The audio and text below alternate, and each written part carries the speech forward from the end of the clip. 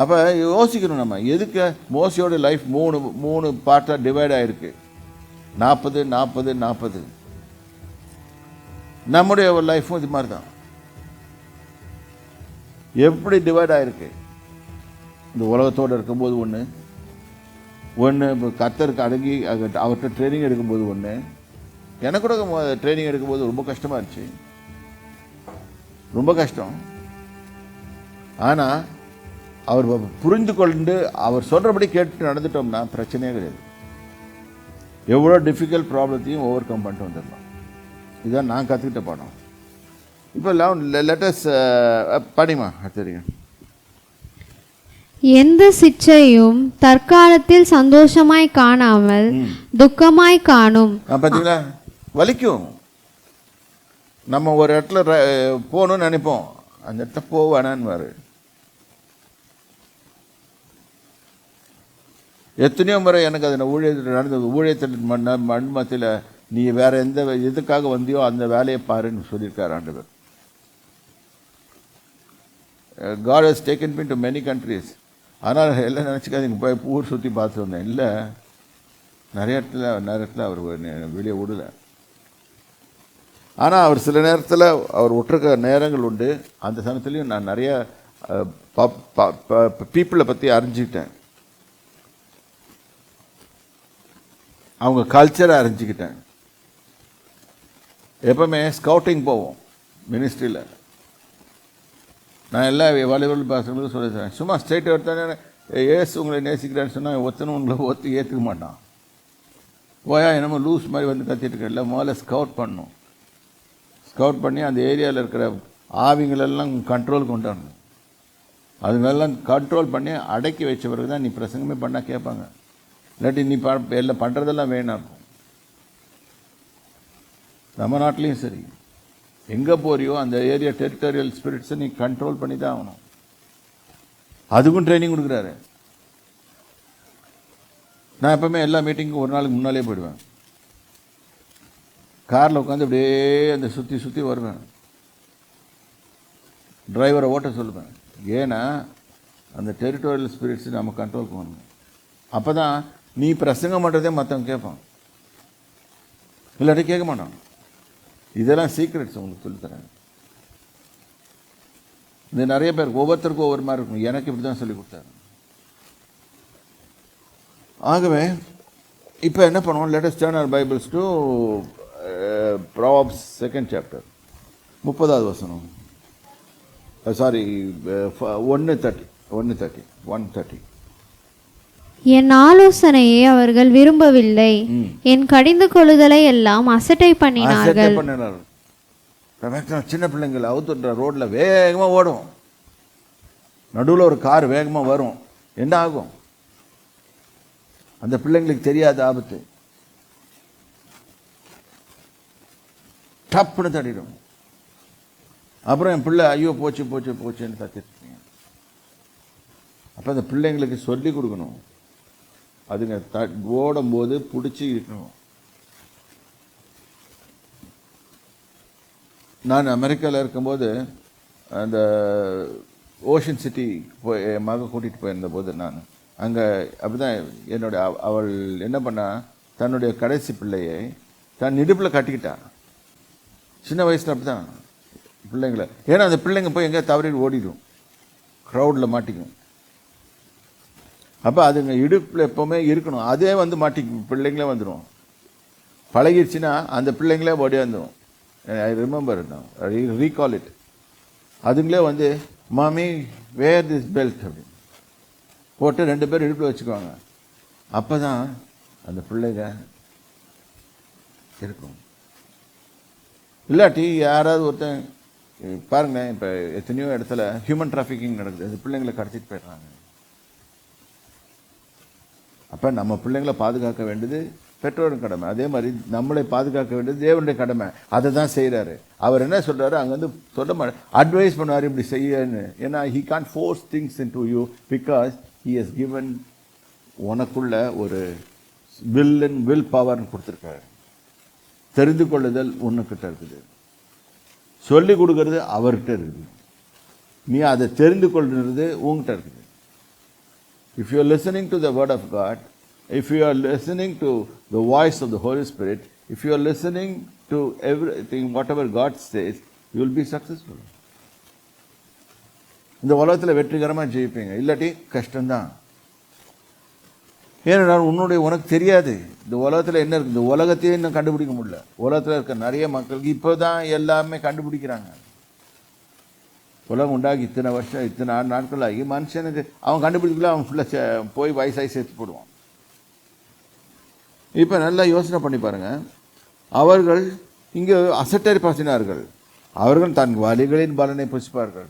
Every action got a reaction. Every action has got consequences. Consequences வரதான் செய்யும். நீ தண்ணி அடிச்சுட்டு ட்ரெயின் முன்னால் போனா ட்ரெயின் அடிச்சு தூக்கிட்டு போயிடும். நீ தண்ணி அடிச்சுட்டு ரோட்டில் போனால் போலீஸ்காரங்க உன்னை அரெஸ்ட் பண்ண தான் செய்வாங்க. தண்ணி அடித்து விட்டு வண்டி ஓட்டுனா உனக்கு பிரச்சனை வரதான் செய்யும். யோசனை பண்ணுங்க. இது நான் ஓரலாக சொல்கிறேன். எத்தனையோ வித தவறுகள் இருக்குது. கோபங்கள், எரிச்சல்கள், கெட்ட வார்த்தைகள். கெட்ட வார்த்தை ஒன்றும் உங்கள் வாயிலிருந்து புறப்படலாகாது என்று சொல்லியிருக்குது. தேவனுக்கு சித்தமாக இருந்தால் நல்லதை பேசுவோம். ஒருத்தனை ஆசீர்வதிங்க, சபிக்காதீங்க. இப்போ every thing has got a reaction. நீ ஆசீர்வதிச்சுன்னா உன்னை கர்த்தர் ஆசீர்வதிக்க போறாரு. ஒருத்தவனுக்கு தீமையே செய்திருக்கான், அவன் ஆசீர்வதி. அவன் அவனுக்கு தீமை பண்ணால் அவன் கர்த்தர் பார்த்துக்கிட்டான். நீ அவனை ஆசீர்வதி, கர்த்தர் உன்னை ஆசீர்வதிப்பாரு. அவர்கள் தங்கள் வழிகளின் பலனை புசிப்பார்கள். இல்லை நீ இப்போ போயினால அவனை திட்டி அவனை அடித்து ஏதாவது ஒன்று பண்ணினா you will face the consequences. அப்புறம் தங்கள் யோசனைகளினால் திருப்தி அடைவார்கள். அப்போ எந்த பாவத்துக்கு முன்னால் யோசனை வருகிறது. யோசனை என்ற ஒன்று வருது. Thought process takes place. ஒருத்தர் திட்டுறதுக்கு முன்னால் கூட யோசனை பண்ணிட்டு தான் திட்டுவோம். ஒரு குட்டி பையன் பெரிய ஆளை திட்டுறான்னா அவன் என்ன பண்ணுவான், பெரிய ஆள்கிட்ட நல்லா அடி வாங்குவான்னு நல்லா தெரியும். அப்படி திட்டுறதா இருந்தால் கூட அவன் ரொம்ப தூரமாக ஓடி போய் அங்கேன்னு திட்டிட்டு ஓடி போயிடுவான். ஏன்னா அவனுக்கு தெரியும் தான் ஸ்ட்ரென்த் என்னன்ட்டு. நான் இந்த விஷயத்தில் எனக்கு ப்ராக்டிக்கலாக நான் ரொம்ப கஷ்டப்பட்டேன். when I used to drive, I had a problem because when நான் சோலோ லாங் ட்ரைவ் போவேன், மினிஸ்ட்ரி போகும்போது இல்லாட்டி ஏதாவது போகும்போது I like driving. Use to like driving. அது போகும்போது நடுவில் எவனாவது ஒருத்தங்க நம்ம ஊரில் கிராஸ் பண்ணுவான்.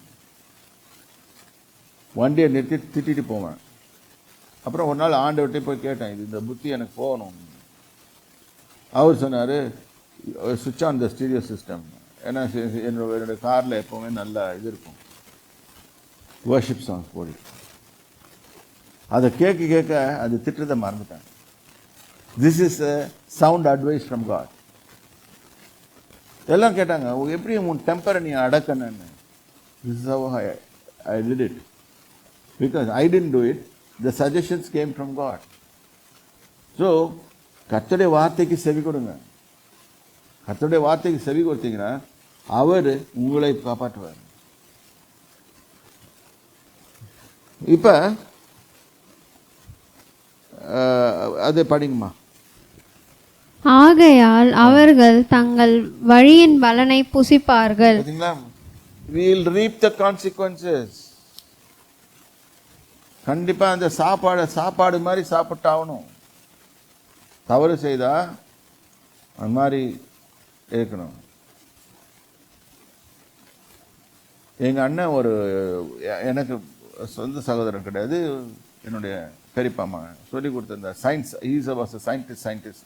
So he was telling me cyanide, potassium cyanide என்ற ஒரு கெமிக்கல் இருக்குது.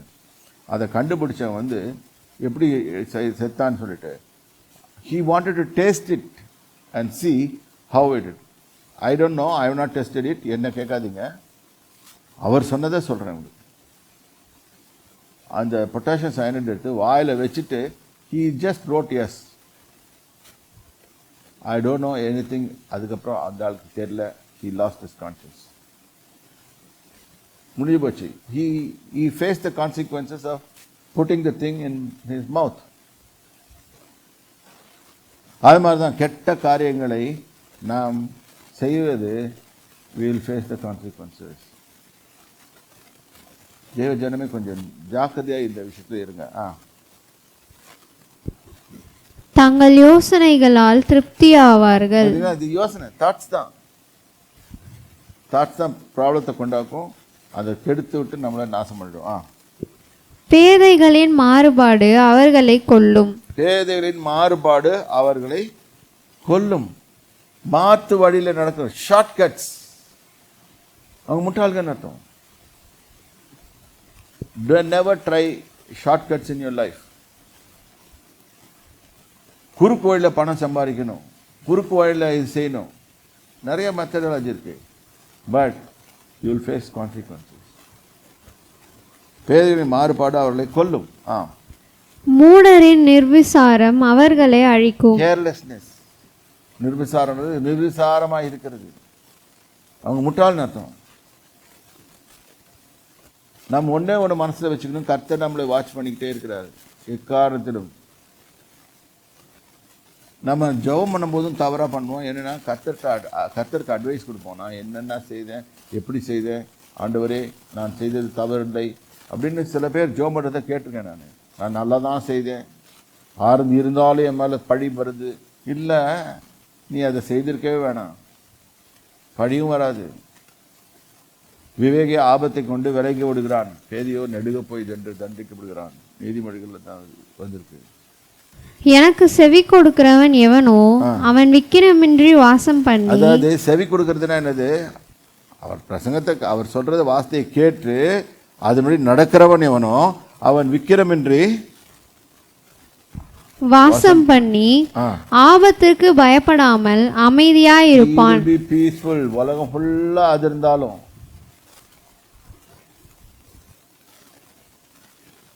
சங்கீதம் 46 வருது, கர்த்தர் நமக்கு ஆபத்தில் அடைக்கலமாக, பூமி நிலை மாறி பேர்னா இருந்தாலும் நான் பயப்பட மாட்டேன். சமுத்திரம் தடுத்த மலைகள் குலுங்கி சமுத்திரத்தை விழுந்து அதன் ஜலங்கள் பொங்கி வந்தாலும் அதுக்கு பயப்பட மாட்டேன். ஏனென்றால் எனக்கு அடைக்கலம் கர்த்தர், அவர் என்னை காப்பாற்றுவார். அவர் காப்பாற்றுவார்னா காப்பாற்றுவார். We should know how to obey the Lord. We should not be like Adam, Eve, Cain. இன்னும் நிறைய கேரக்டர்ஸ் பார்ப்போம். இதே வார்த்தைகளை வைத்து பார்ப்போம். கர்த்தருடைய நாமத்தில் உங்களை ஆசீர்வதிக்கிறேன். இன்றைக்கு இது போதும், இன்னொரு நாள் பார்ப்போம். இப்போ ஜெபித்து முடிப்போம். சர்வ வல்லவரே, உண்மை நன்றியோடு ஸ்தோத்திரிக்கிறோம். இந்த வசனத்தை இவர்களுக்கு பேச நீர் கொடுத்த கிருபைக்காக ஸ்தோத்திரம். இதை கேட்டுக்கொண்டு அத்தனை பேரும் கர்த்தாவே, கர்த்தருக்கு பயந்து நடந்து அவர் வழிகளில் நடந்து எப்படி தங்கள் காலத்தை பிரயோஜனமாக பண்ணி கொண்டிருக்கிறது என்பதை அறிந்து தேவனாய கர்த்தருடைய வழியில் நடக்க கற்றுக்கொள்ளுங்க, கிருபை தாருங்கப்பா. அவர்களும் வெற்றியோடு ஜீவிக்க, இந்த உலகத்தில் உங்களுக்கு பிரியமுள்ளவர்களாக ஜீவிக்க கிருபை தாருங்க. ஆசீர்வதிங்க, பலப்படுத்துங்க. இயேசு கிறிஸ்துவின் நாமத்தினாலே.